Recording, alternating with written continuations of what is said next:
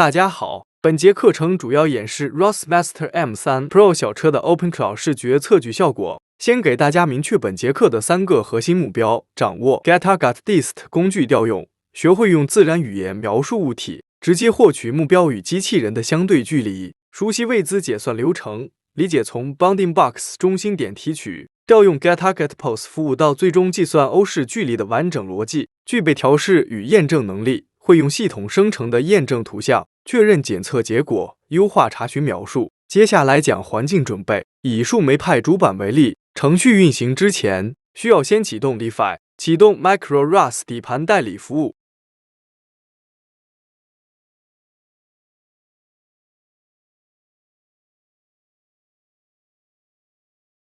啟動 M3 Pro 容器。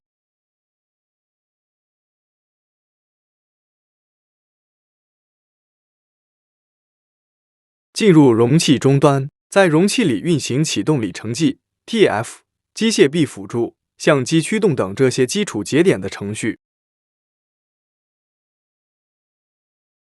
再打開一個終端，進入 M3 Pro 容器，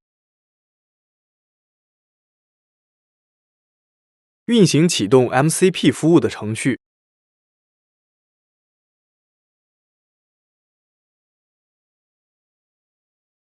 如果您需要語音回復，需要額外啟動 OpenClaw Bridge， 否則可以省略。命令您可以根據自己需求自行撰寫。以下是案例演示，任選一種交互方式即可。這裡演示以網頁端 WebChat 為例。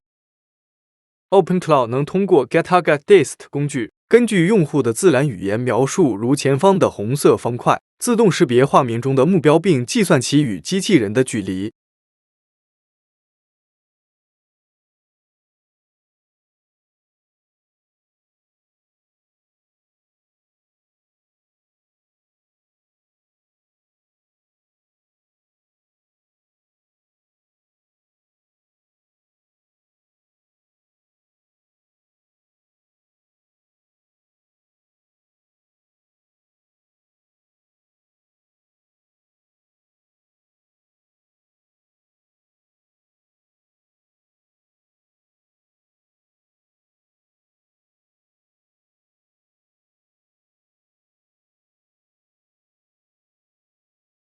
當 GetTargetDist 工具被調用時，系統會自動生成驗證圖像，並在圖中標注出被測距的目標物體。圖像保存路徑如下。